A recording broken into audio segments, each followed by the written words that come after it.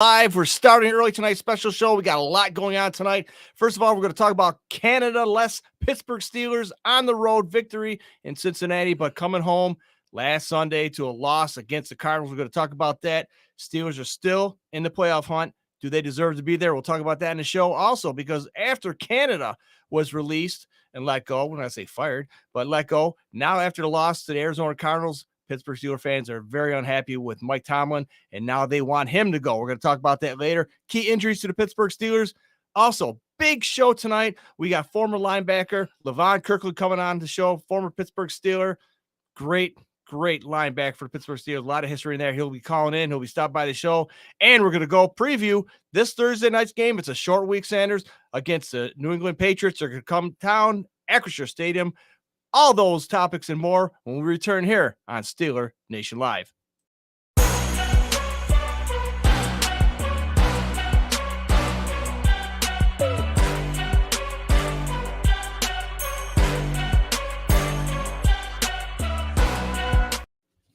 Hey guys, welcome back. Like James said, Steeler Nation, rough week.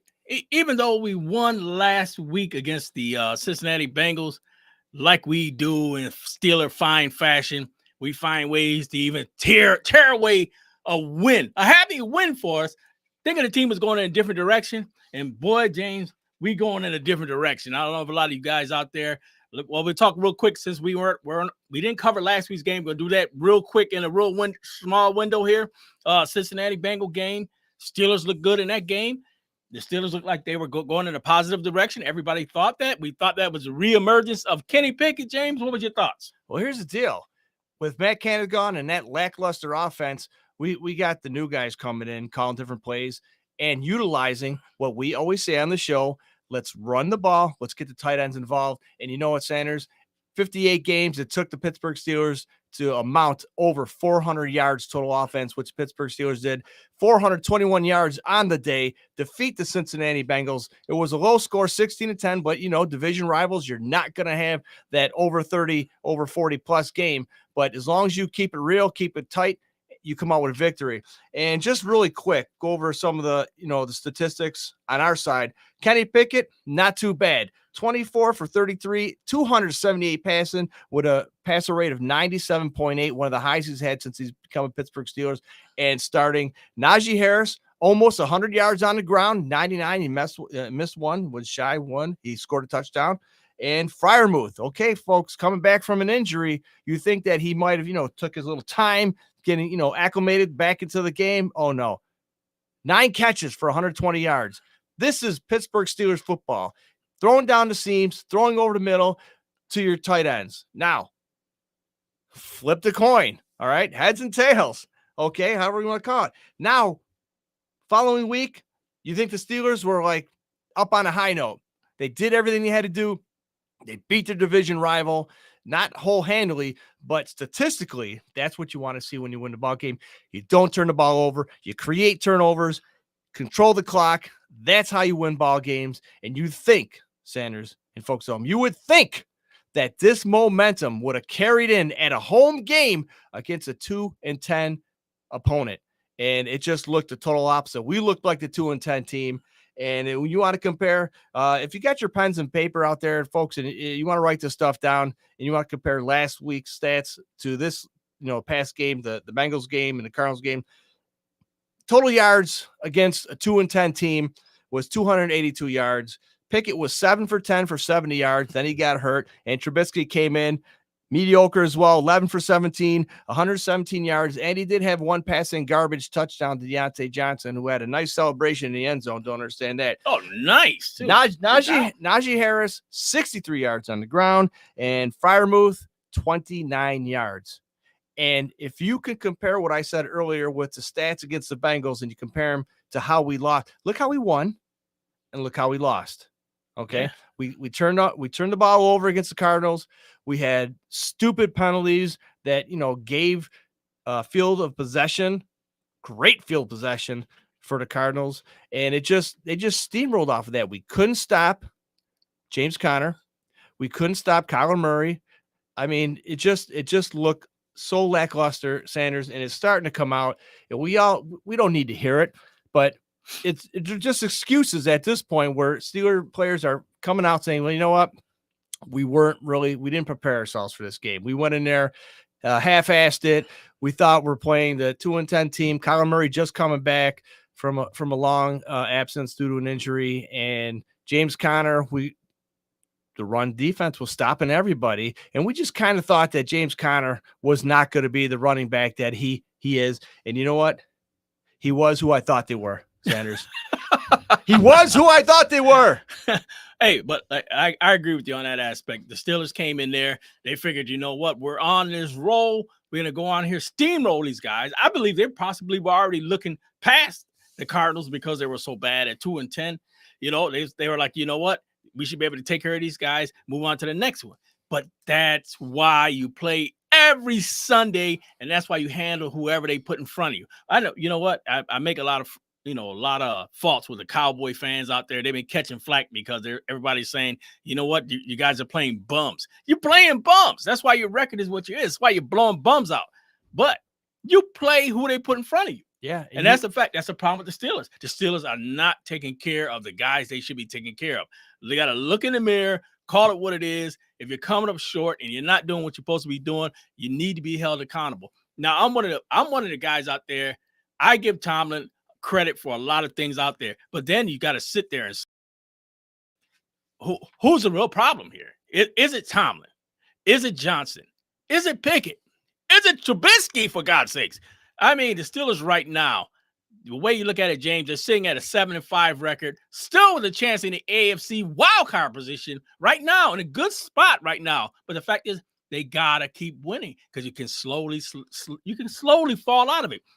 As you can see, the Bengals last night pulled off a good win against a tough Jaguars team who Pittsburgh lost to in Pittsburgh. Yeah. Now, if you look at it that way, they're 6-6, basically really like a game and a half off of the Steelers. We have to continue to keep winning. And the thing about it is, James, is it enough? A lot of people out there are saying, you know what? I think the Steelers should just lose out and figure out where they're going to fall in the draft and try to grab a quarterback or try to grab somebody, out there to see if they can handle the job. I mean, what's your thoughts on that? Should the Steelers out there, sit there, play the season out, go ahead and start trying to look for a QB? But a lot of people out there are saying not just a QB. I've heard package deals of Tomlin, Pickett, and I've heard Watt. Yeah, TJ in a package. And I'm like, dude, that's something else, James. No, at this point, Sanders, tanking for the season is not an option. Right now, we're so high on the draft board right now, even if we were to lose the last 5 games of the season and we just totally tanked out, we'd still be in either the high teens or the low 20s for a first-round pick. So that's not an option.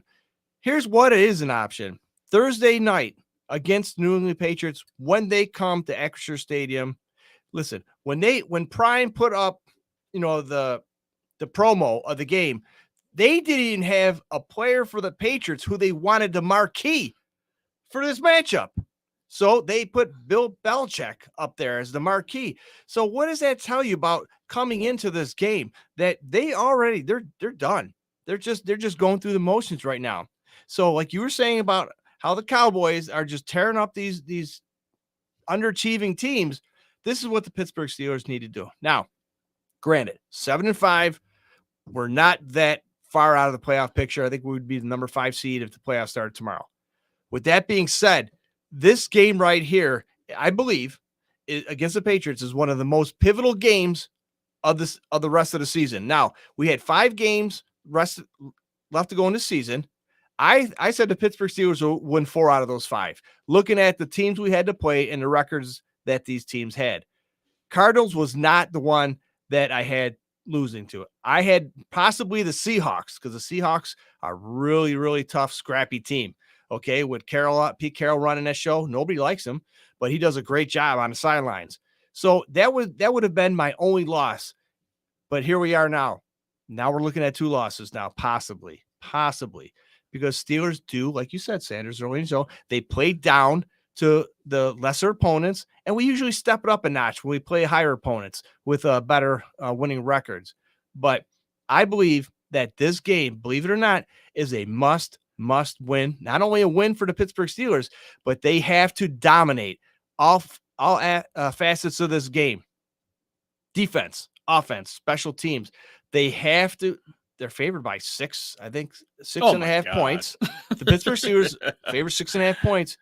We have to score more than 30 points in this game, Sanders. We have to score more than 30 points. And I'm not just saying, blow them out because they're horrible. This is the kind of stuff you need to put on the field if you want to have a winning team and possibly make it to the playoffs. Is Tom going to have a winning season? It kind of looks like he's going to have another winning season. But what is the ultimate goal for a football team? It's to win a Super Bowl. It's not to have a winning season. It's not just to make the playoffs. That's all fine and dandy. But the ultimate goal, you play to win, and you play to win the Super Bowl. I don't care if you're undefeated, 16-1 at the end of the season. If you don't win the Super Bowl, that, in my opinion, is a losing season. Yeah. Prove me wrong. Prove me wrong. I agree. I mean, the Steelers had the team to do it, but like we said, they're playing with a quarterback that has a lot of issues. Now, I thought Dilfer was horrible for the he was for the Ravens You're when right. they went to that Super Bowl, but Dilfer was basically a game manager. Yes. And the thing about it is, a game manager. What does a game manager do? They sit there and they complete the smallest of passes. Complete them now. That's the key there. They complete them. They complete the smallest of passes to receivers to keep the chains moving. Eventually, hopefully, towards a touchdown. Now, the problem that I have, and I was one of those guys. I didn't like Kenny Pickett at the beginning. Then I started to see maybe there were some possibilities, and then as the season went on, he started to reaffirm how I was feeling at the beginning, and I can't do it. I can't do it anymore. We blamed Tomlin. Maybe he probably is some of it. We blamed Canada. He's gone. So he's gone, but was doing the same things. Okay. You got guys out there in the secondary, and I know a lot of you guys are still fans. You seen it yourself. Guys out there in the secondary, wide open. Wide open. This guy backs up. He looks at the wide open individual and looks like he's got something that he doesn't want to catch. So what does he do? Hey, let me go look at another guy who's covered. And by the time he gets ready to look at that guy, he's getting tackled. So, James, our frustration on Sundays, and I never did this in my life, but I almost questioned myself in the mirror as a Steelers fan and said, you know what? You should be outside picking up some leaves. You got other things you should be doing. And I mean, that's what it's coming down to. And with straight disgust, James, we need a way to figure out a way to get out of this. And me and you talked offline, and we went through some of the stuff. Because a lot of the angst out there right now is zoomed in right now on Tomlin, not just Pickett. Now it's all on Tomlin. So, what is your thoughts? You got some information there. So about Tomlin. So, if we get rid of Tomlin, which is not going to happen. I mean, we saw with Matt Canada how long we dragged that horse down Main Street. You know what I mean? And nothing was happening. The last time a coach for the Pittsburgh Steelers, if you didn't listen last week, left midseason was 1941. Okay. Tomlin has never had a losing season since he came and coached Pittsburgh Steelers. Let's just go over some stats right now from 2017. His record was 13-3. 2018, 9-6. 2019, 8-8. 2020, he was 12-4. 2021, we're 9-7-1. We had a one stupid tie with the Browns. 2022, we were 9-8 last year. Didn't make the playoffs. But Tomlin has led the Steelers to 7 AFC North titles. He led the Steelers to 10 playoff games, 2 trips to the Super Bowl, winning 1. Last playoff was 2017 against Kansas City Chiefs that we won. That was the last win. 6 years without a playoff win, 14 years without a championship. And Tomlin is 6th in playoff wins among active coaches in the NFL. We're not doing too good right now. That's you heard part of his resume, folks. There's no way the Pittsburgh Steelers are going to let him go, trade him away, unless you find somebody, or you can call on the show right now, 585-210-3917, or hit us on the message board. Who do you think, if the Pittsburgh Steelers are to bring in half the season or start next year, who would that be? I would really love to know who would be able to do that. And A lot of people said in the past, Harbaugh leaving Michigan, coming to the NFL. I don't think that's going to happen. No. But if you look at what he has to offer, what he can do, it's just the people below him. It rolls downhill. And we've proven without Canada and with Pickett that we can accomplish some things. But here's my take on Pickett. He doesn't look the field. He calls a play, and if it's a pass play to a certain receiver, it's him or nothing. And if he's open, he's going to hit him. If not, he's going to overthrow him. But he rarely checks down, and that's a problem. When you have Najee Harris running out of backfield or Jalen Warren running out of backfield, and they're wide open, nobody around, or you have tight ends running down the seam that are wide open, but if they're not on the call play, if they're check down 2, check down 3, they might get the ball. But Pickett, for some reason, has the intensity to call the play, and this is who's getting the ball, and he'll throw it out of bounds, overthrow it. And he hasn't had an interception in 7 games. And what does that tell you, folks? Yeah, he hasn't had a reception in 7 games either. And let's Mitch Trubisky on the other hand, he's a total opposite. I mean, he sees the field, but he tries to be like Ben Roethlisberger and gunsling it and throw it in triple-double coverage and hope maybe get an interference, or maybe he can squeeze the ball in. He's no spring chicken. There's a reason why he's a backup quarterback. So here's a name that a lot of people have been tossing around, and Rudolph. I mean, this guy has been on the team for many years, six plus years. He's been in the Pittsburgh Steelers organization. Well, hold on. Now, let me tell you now. Funny you said that, just because I'm writing on the board. I'm reading the board, questions on the board too while we're talking. And Carl Calandro, he said they signed Trace McSorley. We're going to the Super Bowl. Listen, okay, quick on Trace McSorley. Fantastic quarterback at Penn State. How many years ago? I mean, he was even on our draft radar, I believe, when he left Penn State. You don't want to keep it local. The Steelers love that stuff. You know, Franco Harris, Penn State, and, you know, Freiermuth, Penn State. Let's keep it local. You know, Kenny Pickett, Pitt. I mean, you see what I'm getting at right now, but he played for various NFL teams, didn't cut it. And you know what? I sent you his stats, not really that good. I think it was like 15 for 37, 400 something yards in his NFL experience, 1 touchdown, 5 interceptions, and the Pittsburgh Steelers signed him for what? You know what? There's other quarterbacks out there that if called to duty, that they can possibly step up and do it just a little bit more than him. And the organization, the Roonies, they got to start, you know, like think outside the box, outside the state. You know what I mean? Go somewhere where there might be a quarterback who can do something for the Pittsburgh Steelers if called upon. Mitch Trubisky, that's it. So, and well, Rudolph came from Oklahoma State. I mean, just look at what's been happening. I think Rudolph should get a shot. What?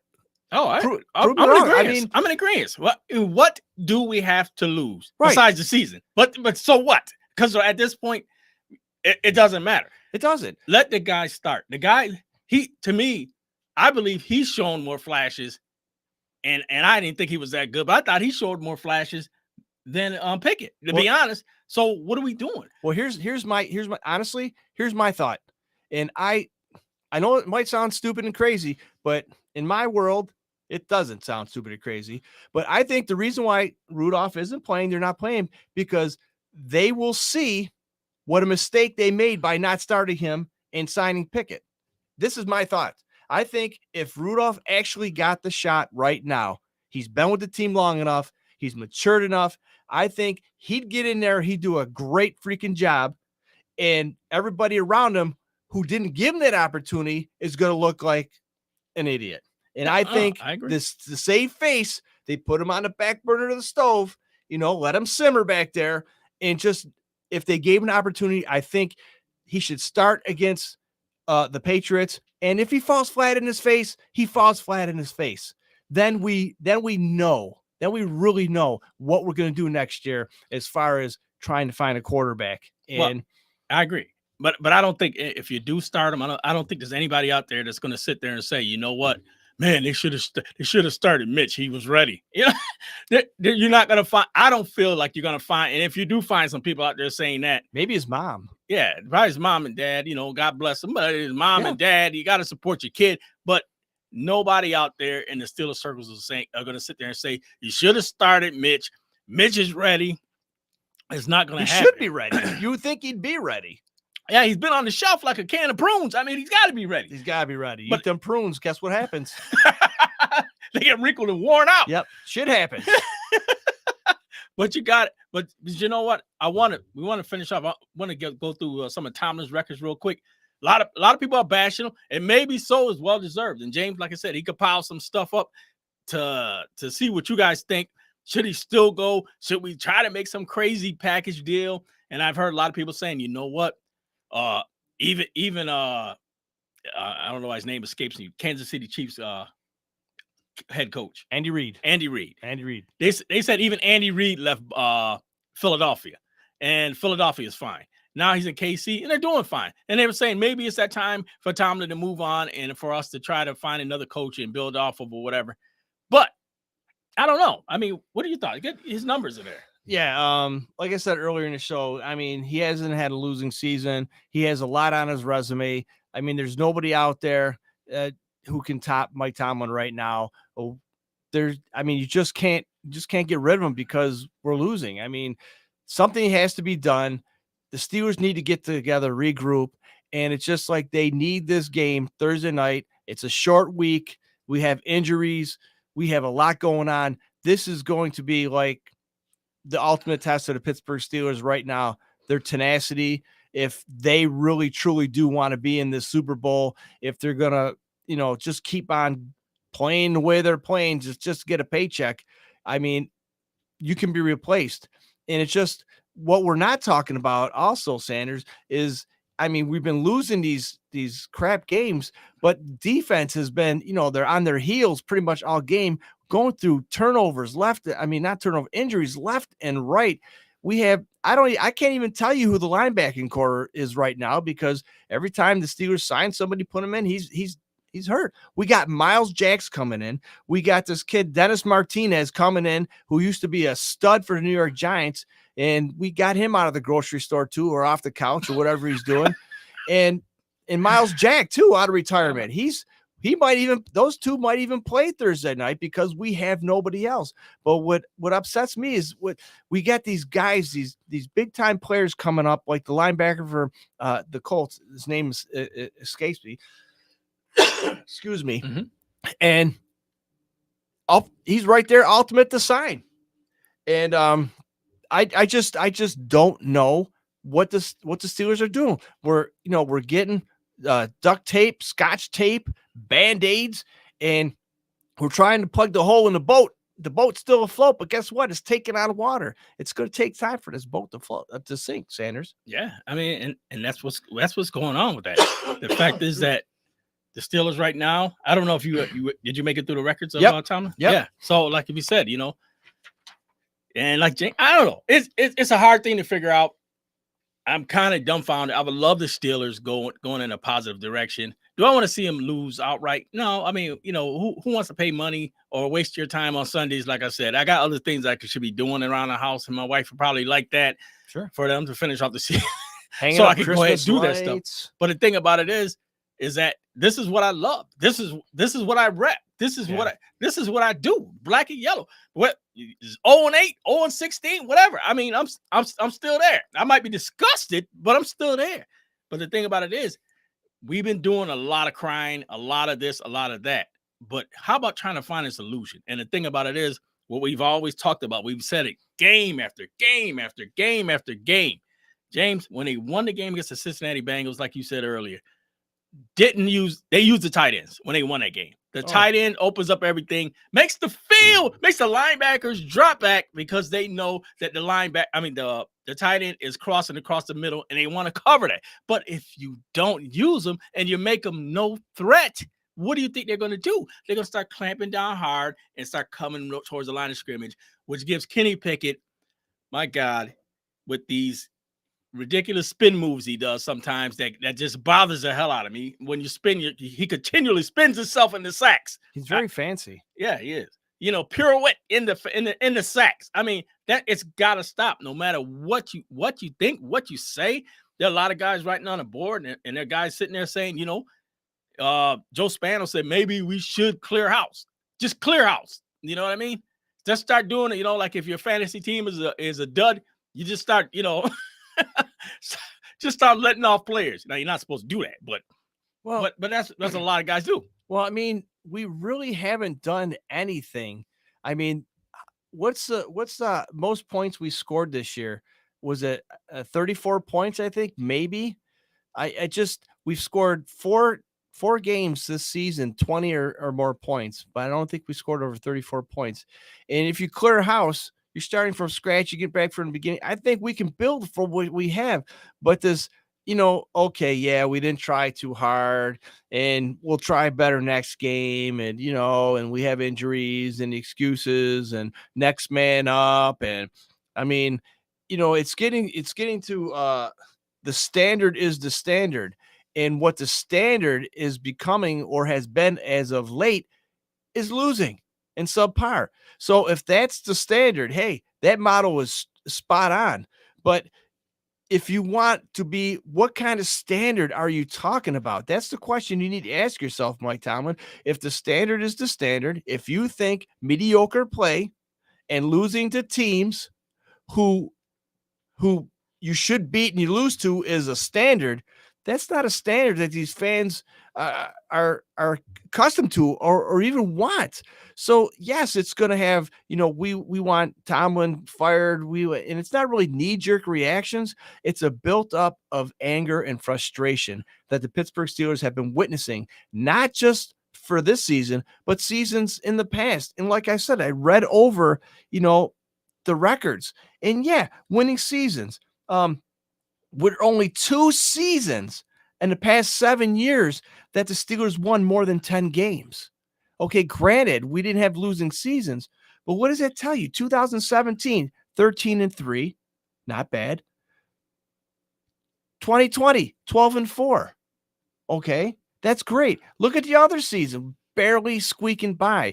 If that's the standard of the Pittsburgh Steelers, well, you know what? That's what you're going to get if you don't change things up or if you don't do things to modify how horrible you're playing. Patting guys on the back for doing stupid plays, stupid penalties, showboating or, antagonizing other players. And okay, get back in there. These guys know nothing about punishment. These guys know nothing about anything. Just get out there and standard is the standard. Okay, we tried or whatever. But you know what? After that victory in Cincinnati, let me tell you, you think the damn Steelers won the Super Bowl. And then they follow up with that lazy performance at home. Yeah. It's not like they played 2 days later. They played a week later. They had time to prep. They had some energies, whatever. Next man up, I guess. You can keep on saying that till I'm blue in the face. But when you play a team that only have 2 victories all year, and you're at home coming off a big win against a division rival, I don't get it. Yeah, actually, the thing about it is, too, I'm reading some of the comments on the board. Steelers freak. I loved it. I said the Bengals didn't blitz Pickett, but the Cardinals did. And he also said they're averaging 16 points per game with D to help the average. And 100% true. 100% true. I don't get why. And you know what the scary thing is? Now that happened, I can honestly say that I think that's, if a lot of teams just don't wake up and find out that that's the blueprint. That could be the blueprint to beating the Steelers. You know what? Do what the Cardinals did. Just bum rush him, continue blitz him, and he'll make mistakes. And if they do it that way and follow that suit, the Patriots are known for finding ways to win games out there. Yeah, are they 2-10 or 3-10? Yeah, they are. But does that make any difference to them? Their coach Belichick is always trying to find ways to win games. Even if he has to cheat to do it, as far as I'm concerned. And also, let me read some of the other stuff on the board. I got Chad Chatera. He says Tomlin and McDermott are so similar. you know what? They went to the same school. They are pretty similar once you think about it. Yeah, they get a lot of respect from their players, and they have good teams. They have somewhat winning records, but you have to look past that at some point. You know what I mean? You have to look at what's going right and what's going wrong, and you have to adjust and you have to fix that. The standard is standard. Standard, I don't know about playing mediocre and not winning the games you should win and coming up with these kind of speeches or whatever. And it's very frustrating. I want to see Tomlin throw some chairs. I want to see him throw a water cooler. I want to see some passion. I mean, he speaks softly, carries a big stick, whatever that means. But you know what? I want to see some passion, and that rolls downhill. You know what I'm saying? If he has the passion, maybe the players will pick up the passion too. But you just can't look at the schedule and click off, okay, we'll win that game. This one's gonna be tough. We might lose this game, but we're gonna play, we're gonna do this, we're gonna do that, and just stop with the excuses. Standard ain't the standard, and just get the fire, put some fire in these guys. I mean, bench people, start doing something, but it's just you have to change what's actually happening right now. And once Canada left and they had a new play scheme going in there, and look what happened. It can be done. Oh yeah. It can be done. Oh yeah. Let me read some other things out there on the board. Michael Velasquez, he says, I was just looking at a Steeler fan, and the overwhelming sentiment is that Mike Tomlin should be fired. I'm not a Steeler fan, but I think the idea of firing Coach Tomlin is ridiculous. What are your thoughts? And you know what? Good question. And a lot of people out there who are not outside of the Steeler circles, things like that, they think Tomlin shouldn't be fired. And a lot of people out there don't. There are a lot of teams out there that I've heard that are salivating to get Tomlin. And a lot of people say, well, you know what? If they want him that bad, they can have him. But the thing about it is, look at the New England Patriots. They're at the point that where they're saying, you know what? Belichick isn't doing it, so they're ready to cut him as well. But James, is that the correct way to do it, though? Is it? Do you think how many teams will be clamoring for a 95-year-old Belichick? I mean, let's be honest. Well, look at what Belichick has done in the past. Okay, he was the guy who picked up players, no-name players, low draft picks, and he made them what they are today. And we all know who I'm talking about, Tom Brady. 6th-round pick out of Michigan. The kid was 113 pounds soaking wet. And look what happened to him. I mean, he is the GOAT. He is like, I'm sorry to say, he's the best quarterback of all time. Yeah. Tom Brady. Mm-hmm. And we're talking about multiple other players that Bill Belichick has coached or whatnot. But now the type of player that's coming up from college is not the same as it was back then in, the late 90s, the early 2000s. It's a different kind of player coming out of college. And these kids are somewhat hard to coach.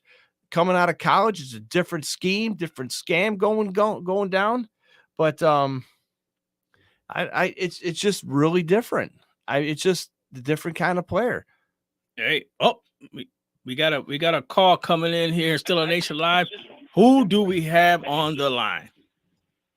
What, do you guys only have a show when you guys lose or have special guests? Oh yeah, we're just hopefully waiting on Levon Kirkland to be calling in. So if we have to cut this call short, there, San Fran Steve, it's nothing personal. No problem with that. Well, you keep saying, I heard you talking about possibly people are calling for Tomlin's head, just like the Bills are. Some of their players are or their fans are calling for McDermott, their coach's head. Yeah, McDermott's head, and I totally agree. With McDermott, it's just like call.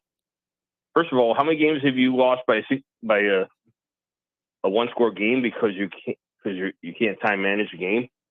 There's no reason they score like the last game. They had Philly beat, and you scored with 2 minutes left. You gave Hurts or you gave the Philadelphia quarterback enough time to go march right down the field and win. It's just like, come on, you could have ran the ball a few more times, get some more time off the clock because they already blew 2 timeouts. And Tomlin is just like, he's afraid to make a decision. I think it's just like when your coaches are scared to run the team like they're supposed to run the team. It's just like you want to go back to the old days where Bradshaw would grab someone by the face mask, or Jim Kelly would grab someone by the face mask and go, "No, pull your head out of your ass. Let's go and let's win this game." And you don't have that today because we pamper these multi-million-dollar athletes that they come out of college making a $20 million and have endorsement deals. What gives them the incentive to play? Yeah, there's no incentive. And you take a coach like Dick Butkus, you know what I mean? And coaches like that who are in your face, tell you what you should hear, not what you want to hear. You don't go crying to your safe space on the sideline, and you don't take your uniform off and throw it because your feelings are hurt. It's just what's coming on, like you said it, Steve. I mean, it's a different player, and they're coddling these players because they're divas, they're billion-dollar babies, and if you're not coaching them tough, they're not going to play for you. And you know what? And shit rolls downhill. And when the owners say, "Hey, we're paying this guy millions of dollars to play," you can't bench him, you can't sit him, you got to play him. But they don't know what's going on in the locker room or what's talked on the sidelines. I mean, these coaches have to take these players and they have to show them who's the coach, who's the player, and they should just start paying them based on their performance, not upon what they may be able to do. Oh, I agree 100%. It's just like I'm so sick and tired that, like, the Philly fans, we had 3 games in 13 days. Well, the 49ers had 3 games in 14 days. So I don't want to hear that kind of crap. You know what? You get paid millions and millions of dollars. That's like Major League Baseball. The pitchers maybe should not even go on 5 days rest. You're getting $50 million a season. Go out and pitch every fourth game or something like that. So it's just like we just treat these prima donnas like the fans are wasting their money right now on watching any of the good teams, like the Giants, who went from a playoff team last year, who are looking at the number 1 draft pick because the team's so bad right now. You guys, it's just like you guys start off hot, you get cold. You got a quarterback that thinks he's the next Josh Allen or somebody else that could just scramble and do these stupid moves. You're a drop back passer. Hand the ball left to the left or right, hit your tight end over the center, and throw your deep balls every once in a while. You're trying to make too much, and with your accuracy, that's what 53% right now this year. He's not your elite quarterback. He's a backup to any other team. No, and like I said last show, you take the fact that Kenny Pickett played at Pitt, the same stadium. He's known the Rooneys. Everybody knows him, loves him. He has potential. Look what he did at Pitt.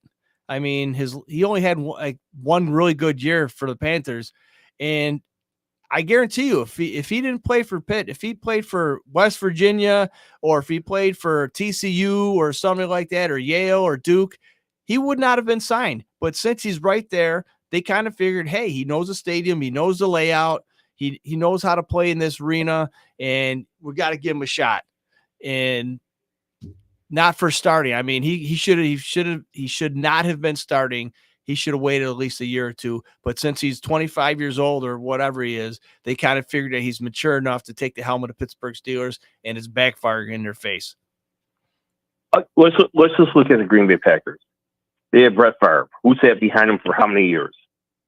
Was Aaron Rodgers. Who sat behind Aaron Rodgers for a few years? Is Jordan Love. Same thing with the 49ers. You know, you go back to the days where 49ers had Joe Montana, and what happened? You had a Pro Bowl caliber quarterback sitting right behind them, waiting his turn. Sometimes, and you know what?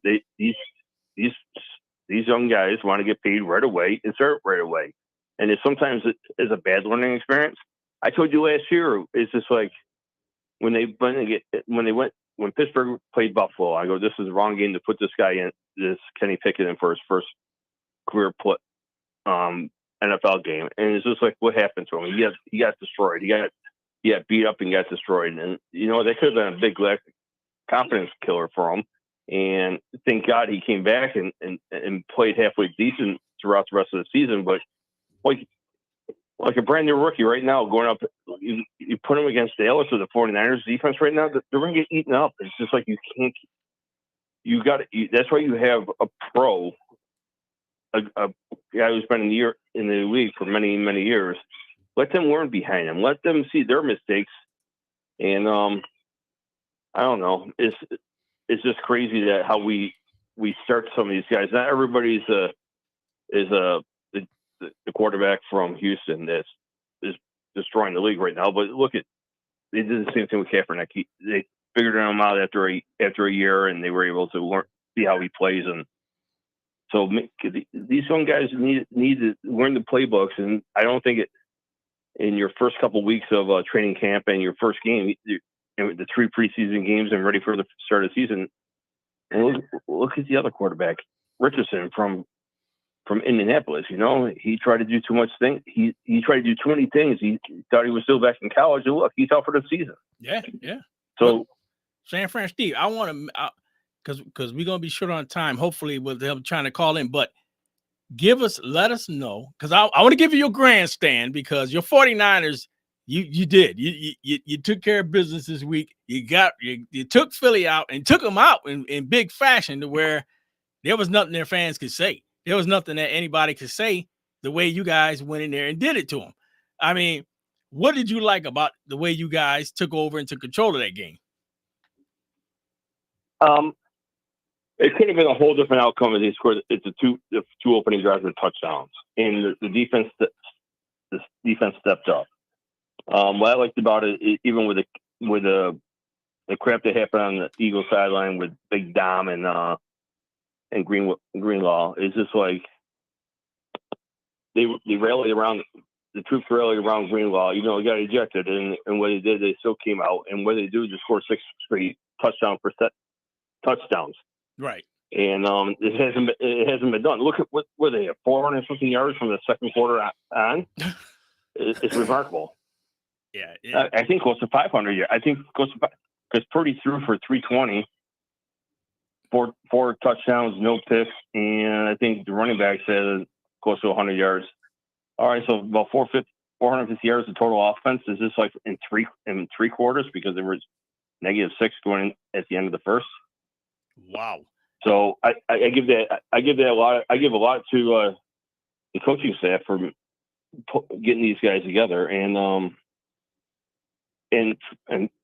who's this big clown that's they call in Philly that's the head of security?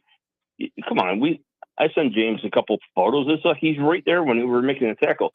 The tackle was still in bounds, and they called him for was it close to being body slam? Yeah, it was kind of close, but he was still in bounds. It's just like, and there were 2 people going after him. It's just like, but I don't know. Are people going to start seeing what happened with Philly and have their security start taunting players to see if they throw a punch and get them ejected for the rest of the season? That was a crazy thing to see, man. I was kind of bugging off that when I seen them the security guy getting escorted. Well, let's look at what I'm trying to figure out what prison they found him out of a few years ago. Because well, let's talk about the Cincinnati game last night against the Jaguars. How they pulled that one out. The quarterback Browning, 32 for 37. Okay, 30. He threw the ball 37 times, completed 32. Rookie. This kid came in for Burrow. 354 yards, throwing 1 TD, no interceptions. And now the Jaguars are no slouch on defense, okay? They're not. So you get this kid coming in, his second game. Well, last week against Pittsburgh, he really didn't do too much.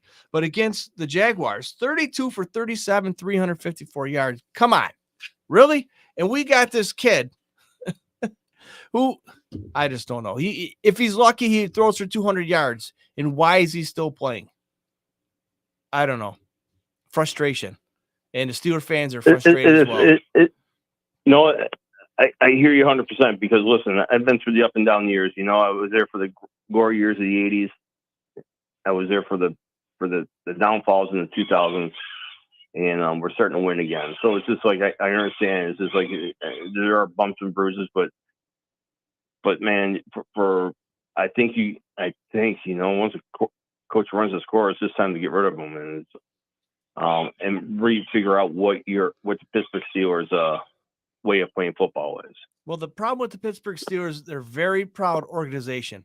They do not like to make mistakes. They do not like to admit that they made mistakes, and they just keep on. They made a mistake by changing the name from Heinz Field to this whatever you freaking call it? Acrisure. Tell me about Acrisure. Yeah, that's top line insurance, brother. Yeah, in Saudi Arabia probably. Oh my God. No, it's a local company. And they're worldwide, though. They are global, but they just they're putting up a big corporation in Pittsburgh, and they're providing over 2,000 jobs for the city of Pittsburgh. So Wow, you pulled that one out quick. Holy smoke. Yeah, I mean Yeah, he's been having that one. He's been having that one in his back pocket for a long time. You ain't lying. Hey, but Steve, because you can still see Heinz, like the tunnels, it still says Heinz on it and everything else. Well, so. Here's the deal: that Heinz is the main sponsor of Acrisure, so they load up that stadium with Heinz ketchup, Heinz mustard, Heinz relish. Oh, of course. So yes, it's the main sponsor of Acrisure Stadium is Heinz. So that's where you go. There you go. Well, you guys keep playing like you have been last week. You might be able to get home tickets for almost nothing. Hey, pretty much. I gotta agree with you. Trust me, they're pre-sold. The Amateur Stadium or whatever the hell it's called. Amateur Stadium. Hey, Steven, let me ask you this now. We got Pittsburgh, New England in Pittsburgh. Give me a score. Let me know what's gonna happen. How both quarterbacks are playing. I don't even know who the starting quarterback for New England is anymore. Belichick. It's gonna be Belichick. Shoot, that game might be like a 10-9 game. You know, it's just like you guys do still have defense. Well, look at the game they just played. The Chargers. What was it? 6-0 or 9-0? Yeah. I mean, I think the score is gonna be 2-0 Pittsburgh, and it's gonna be a late garbage safety.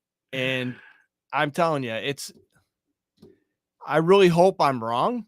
I think the Steelers should come out with 30 plus points. Still a freak said Zeppy. Or yeah, Zappy or Zeppy. Zappy. Yeah. I think there'll be one touchdown. I think it'll be a one touchdown game and everything else is field goals, right? And I think the only reason it's going to be a touchdown game is your defense or special teams is going to pop one and take it to the house. So, well, the experts are saying 13-0 Steelers. We were 6-point favorites, so we'll see. I still say 2-0. I'm still going 10-9. 10-9. 10-9. I got 10-9. San Fran Steve. All right. Hey, San Fran Steve, my brother. As always, this guy calls in. You know what? He's a fan of the San Francisco 49ers who are doing well. But he comes in, he gives us love, gives us his insight. So much love to you, brother. And man, I appreciate you calling in with us tonight as always, dog. All right. And just remember, next one goes out on sick leave. You just make a phone call to the faithful and I'll come help you guys out. You got it, dog. All right. You guys have a good one. We'll talk to you over the week. All right, dog. See, one thing about San Fran Steve, we love calling in. He doesn't sugarcoat anything. I mean, he tells like it is, and that's the way it is. I mean, there's no way around it. He doesn't make up stuff. He just, I mean, when San Fran loses, he owns it. When they win, we have to hear it. Yeah, but, I mean, I was looking at the boards and all this while we were talking and stuff like that. A lot of stuff coming in. Like I said, what's the name? Steeler Lee. He said that's why I don't buy current players' jerseys anymore, which I can agree with him. There's zero guarantee that players will be there past 4 to 5 years. Oh yeah, and that's the great. Remember back in the day, you buy a jersey. That's why I'm wearing throwbacks. Yep. Jack Lambert. Yeah, Jack Lambert. Joe Green. Yeah. But brother, that's when you get on the team and you're there probably to close to retirement. Terry Bradshaw. Yeah. Franco Harris. And I agree with what you said. Still a freak. You know what? These other coaches will be rolling in their graves if they looked at how trying to handle today's kids. Like you said, the fact is how you got to coddle these guys. You know, and one thing that, like I said, that I do respect about Tomlin is the fact that he had to control Antonio Brown, a guy who was playing football, who probably had CTE when he was in grade school, and now he's a football player, and he controlled him somehow, made him productive for 9 seasons. That's crazy. Don't forget Le'Veon Bell too. Le'Veon Bell. This guy had a lot on his plate, and he made it work. Now I'm gonna get on my Tomlin rant, and I like what I see a lot of people out there. Joe Spano said, "Buy a Tomlin jersey." You know what? Woo! That's a good one, brother. That is a good one. Oh man. Oh boy. And let's see. Carcolangelo said Steelers will score 30. He's got the eyes out, like okay. And like I'm telling you, fellas, this is amazing. I mean, this guy, Tomlin, he controlled him for a lot of years. Now let's be real. Let's be real. Let's talk realness. Now, the Steelers went to AFC games with Tomlin. The Steelers had went to certain things, and it didn't work out. Either could have been bad coaching, or Roethlisberger had some horrible playoff games that I remember. Jacksonville, you want me to keep going down the list? Super Bowl against Green Bay, where he was giving the ball away like candy at the beginning of the game, which put us behind. I can keep going on. Do I think Roethlisberger is a legend? Of course. Do I think Roethlisberger should give a class on how to look downfield and find an open receiver and throw the ball to him? Of course. I agree 111%. But the thing about it is, it wasn't a one-sided thing of why he wasn't winning. This guy made the most out of Roethlisberger in his late years with a guy who basically had a rubber band had his shoulder hanging on together, where they went to 11-0 at one point. And then before you know it, like I said, everything started winding down. Ben started breaking down. The rest of the team started breaking down. And before you know it, the Steelers they were barely crawling into the playoffs. Yeah. But that's the most he got out of them. I mean, is that a good coach? Is that a bad coach? I mean, you tell me. I mean, I would love to know, hey, and if you find a Tomlin jersey, let me know there, Joe Spano. But the thing about it is, there's a lot. Let me keep reading, man. You guys are flying, man. He says, never won a championship with all that talent and a Hall of Fame quarterback. Excuse me, guys. You want to take that one with Tomlin? Well, what's that? He said he never won a championship with all that talent and a Hall of Fame quarterback. Well, you know what? He's absolutely right. I mean, if you think about it, when Tomlin took over for Pittsburgh Steelers, he took over Bill Cowher's team. You have Hines Ward. You had Jerome Bettis. You had Roethlisberger. You had Heath Miller. You had a championship caliber team right there. And he just grabbed the reins and he just went with it. And due to attrition, people retire. I mean, look at the defense. You had James Harrison. You had a lot of guys, a lot of tough guys on defense. You had Pouncey, center Pouncey. I mean, there's so many guys on that team that the Pittsburgh Steelers had that should have and could have won more Super Bowls under Bill Cowher. But then again, you get like back in 1995 against the Dallas Cowboys, and when Levon Kirkland played for that team, and you got Neil O'Donnell throwing to the Dallas Cowboys, a couple, pick six, 2 back-to-back interceptions. I mean, we have Mendenhall fumbles the ball against the Packers. We lose that one. I mean, there's so much, if my aunt, we won't go that far with that one, but we all know where I'm getting at with that one. I mean, we could if this forever, but I mean, Bill Cowher could have had easily 3 Super Bowls, if not 4, but Tomlin took over that team. And like I said, through attrition, players leave, retire, get traded. And then you have to try and replace them. And it's really hard to get up to that caliber. But when you see a problem, you don't change it, and you start coming off with it's a standard. What is that standard? We hear about it. I talked about this earlier in the show, and Tomlin, he lives and breathes off that, but he's got to come out and he's got to say, it's standard. What is the standard? Right now it's losing. And if you want to keep on losing and that's your standard, then maybe it's time for you to go. But who are we going to replace him? I mean, we just can't kick him out and the football fairy's going to come down and have a Super Bowl caliber coach, coaching this team. I mean, this is the Pittsburgh Steelers. I mean, we're not the Cleveland Browns. They have already, 4 or 5 starting quarterbacks this year. Are you serious right now?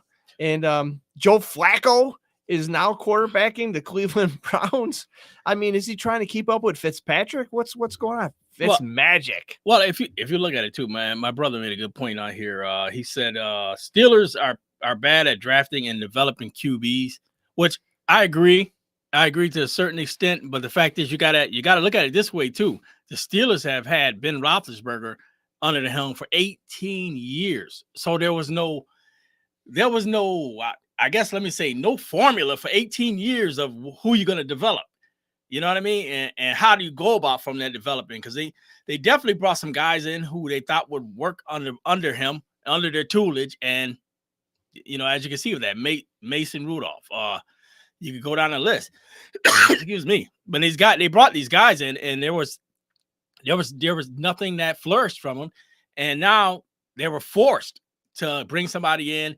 And let's be real. Roethlisberger is a generational quarterback. He's a quarterback that comes along once in a while. You know what I mean? And this guy, and let's get it real. Cowher, before he had landed Roethlisberger, he dealt with who do we have at the helm? Bubby Brister, Todd Blackledge, Mike Tomczak, Cordell Stewart, Malone. I forgot about him.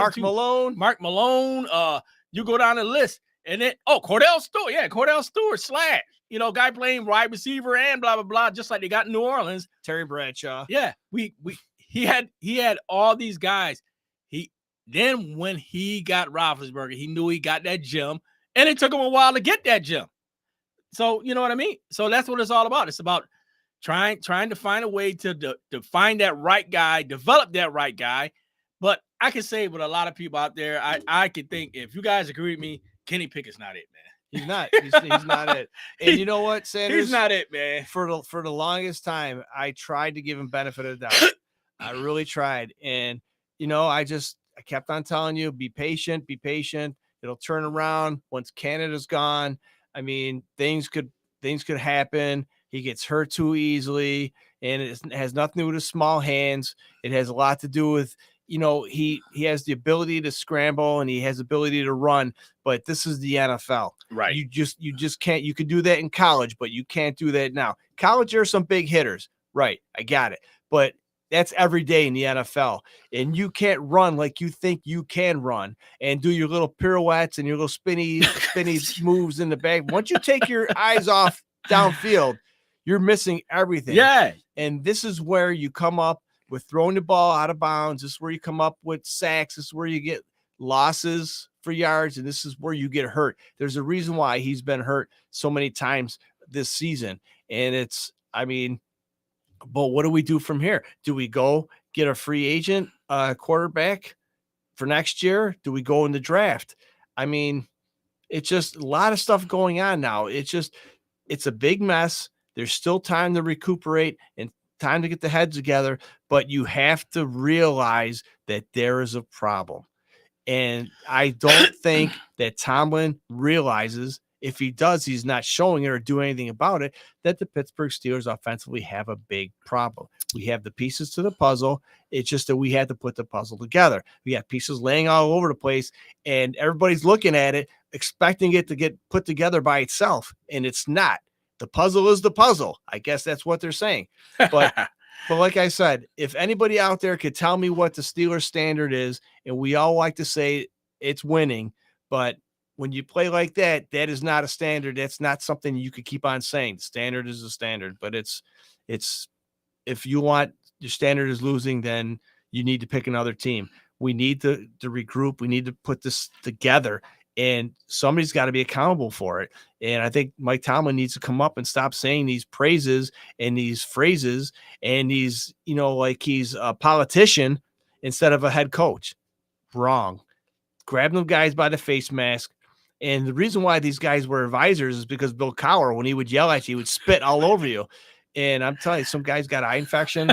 But they learned. They didn't want to get spit at. So they did what they had to do. And there's no tenacity. No tenacity. I see some funny stuff, dude. Lord. People out there saying, don't forget Cliff Stout, touchdown Tommy Maddox, and David Woodley was a beast. Oh, Lord.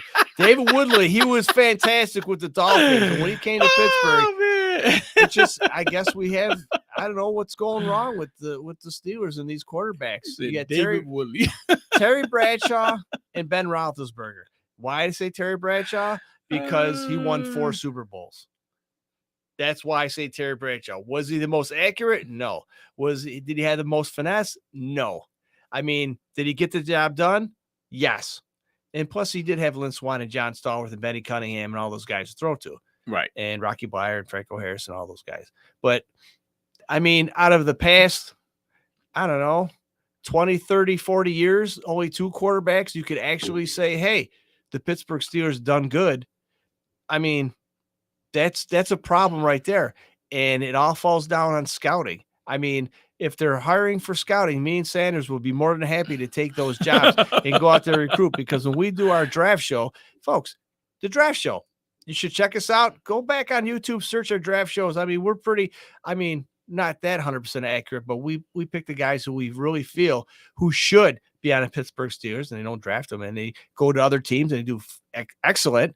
But, we're not talking about that right now. Oh, speaking of draft, I guess the Pittsburgh Steelers are supposed to host a draft either 2026 or 2027. So keep looking forward to that. And I know where we're going to be at draft day if the Pittsburgh Steelers host it. It's going to be fantastic. Dude, I'm telling you, man. Well, guys, like I said, we got to talk about the Steelers-New England game. You guys right on the board. Give us an actual score, what you think the score is going to be for that game. I think Steeler Freak, if I read it right, he said even if Jesus came down and was the offensive coordinator in Pittsburgh, that we couldn't score over 30. And I want to make a correction to what I said. The most points Pittsburgh has scored so far this year is 24 points, and that was against the Packers. The other game, the high score was 23 points. So we did score over 20 points 4 times this year. We haven't hit the 30 mark, and hopefully we should be doing that on Thursday. And, it's a game where, you don't want to just, run up the score, but this is the game that you should run up the score. Confidence is everything with the Pittsburgh Steelers. You have to get back to the winning ways, and you have to beat the teams that you should beat. And getting back to the Cowboys analogy, I mean, I hate to say it, but they got the job done when they went up against these lesser opponents.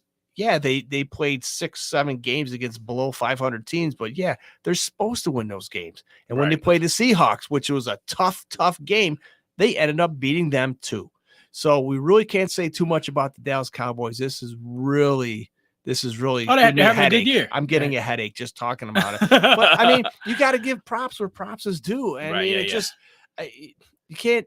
I mean, if you want to talk bad about a team and be an idiot, that's one thing. But when they're producing the way a championship team should produce, that's what they're doing.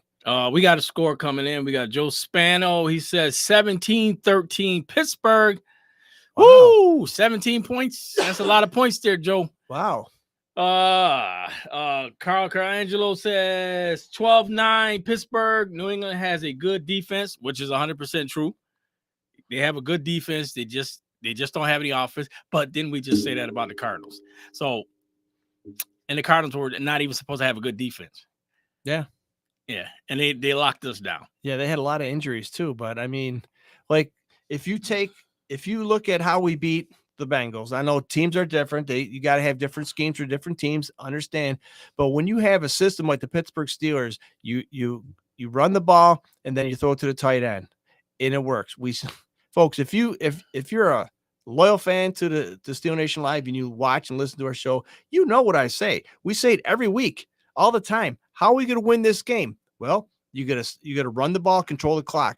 You're not going to give up on a run if we're not getting 3 or 4 yards per carry. You're going to keep on doing that. You're going to bring the linebackers in, which opens the seams, opens the middle. You start throwing the ball to the tight ends, that opens. Then now linebackers have to back up, and it opens up the seams where the running backs have holes now. And you got to flip-flop. And guess what? Once in a while, you throw the ball deep downfield, and that opens up the secondary. It's not rocking sides. That's what you have to do to win the game. You just can't run the ball 3 times like, oh, we can't run the ball on these guys. They're too tough. Let's throw the ball 80 times. But if you're not throwing it 80 times to your receivers, what's the sense of doing that? You're just wearing down your quarterback. Just control the clock. If your offense is out there, it's really hard for them to score on defense and to keep their offensive off. And that's, I mean, yeah, it's not a hard concept to understand. And we have the people to do that. It's just, I don't know why it's not getting done. I don't. Yeah.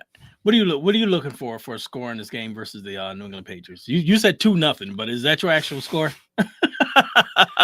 You know what? After watching the Pittsburgh Steelers get trounced on by the Cardinals, Mitch Trubisky is supposed to be starting quarterback. We have a lot of injuries on defense. I think it's gonna be like a 9-3 game. 9-3 Steelers. Another primetime game on Thursday night. I'm gonna go out on a limb, and this is gonna be way out there. I'm gonna say 20-10 Pittsburgh, and the reason I'm gonna say that because I've seen Mitch with his back up against the wall last year when they went into Carolina, and he played a pretty good game. I mean, for Chicago, he had a winning record with the Bears. Yeah, and you're not asking much of him. Just that if you see a guy that's open, just throw it to him. That's all. Simple football. But in black and gold, though. Black and gold. We got to make sure we say that right. Yeah. Throw the guy who has the same color uniform you have on. Throw it to him. And the thing about it is they got to wake up. They got to figure out a way to keep the momentum somewhat going. I mean, start something. You know the run game is starting to click. It's starting to click. You got two good backs back there. But the fact is, do we have problems with our offensive line? Of course. Do we got problems with a center that can't hike the ball for a whole complete game? Has problems hiking the ball correctly? And the thing about it is, if we could get that type of stuff under control, I think Mitch can do the basics. To be honest, I think he could do the basics a little better than Pickett. I think so. Well, he should. He's been in the league longer. But the thing about it is he going to be a guy that's going to be able to do it all the time? No. And for the life of me, guys, I don't understand why don't we just start Mason Rudolph? It doesn't make a difference. What do we got to lose? Just put him in, let him play. I know you said Mitch was pegged to be the starter. Put in Rudolph's going to suit up. He's going to be the number 2 guy. But I think what the wrong thing is going to do is if Mitch struggles, they're going to pull him and put in Rudolph, who hasn't taken a snap in forever. I think he should be doing first reps all week, and Rudolph should start. Not going to happen, though, folks. I mean, Tom already came out, said Trubisky's his man, so he's just going to have the clipboard, and he's just going to have to watch the game from the sidelines. It's unfortunate. I mean, why do we even have Rudolph? I mean, why is he occupying a roster spot when we're signing these quarterbacks off their couches who I think you have better records than they do, and just signing them when, if you're going to sign a quarterback like that, get somebody who could really make a difference if they're put in there, not just for a warm body. I'm just saying, Uncle Rico. I don't know. Yeah, it's got to stop. I mean, it's got to stop. And cross your fingers. I really do hope that Mitch is a guy that they pull in. Oh, sure. Well, look, I don't want Mitch, anybody... not Mitch. I'm sorry, Mason. I want Mason to start. I don't want anybody to be confused who's listening to this broadcast or watching the show that we're bashing the Pittsburgh Steelers. Absolutely not. We want the Pittsburgh Steelers to succeed. We want them to win. But we're just having a problem of how they're going about doing it. And something needs to be done. I mean, the train's coming off the tracks. And let me tell you something. We have a long way to go to get to our destination. Do we want to derail, or do we want to make it to the train station safely and nicely? I think the latter is what we need to do. But right now, somebody needs to go in there and wake the kid gloves need to come off. That's funny. I just as a Cleveland Browner was saying, he's like, "This is boring. Let's talk about the dogs." Oh Lord. Talk about Hey, we did show the Cleveland Browns at the beginning, and we did show how they were at the bottom of the AFC wild card. Yeah. So and continually slipping. So, and I think they'll finish worse than Pittsburgh. But you know what? I can only answer for Pittsburgh because, like I said, and it must be frustrating for a Cleveland Brown fan to sit there and watch them struggle the way they are. And so you guys are pretty much in the same boat with us. Rake leaves on Sunday, bro. Look, we're in week 13. All right. They've already had 4 different starting quarterbacks. And you're not going to win games with, the flavor of the day. Who's going to be quarterback now? You have to be consistent. You have to be on the same page. When different quarterbacks are trying to connect with their wide receivers, people don't understand. It's all on timing. I mean, all those routes are timed. So you 3 steps back, throw the ball. The receiver should be there. But when you have different quarterbacks all the time, these receivers, they don't know what the hell's going on. They do their routes, but all quarterbacks are different. Do they get the ball out quicker? Do they loft it? Do they throw it? Is it a tight spiral? I mean, do they throw with intensity? Do they just lay it up there? I mean, it's just tough. And talk about the Cleveland Browns. I mean, it's AFC North. All could be in the playoffs. It could happen. Yeah, it really could happen. And yeah, I agree with you. He's a good participant. He loves to come on shows and stuff.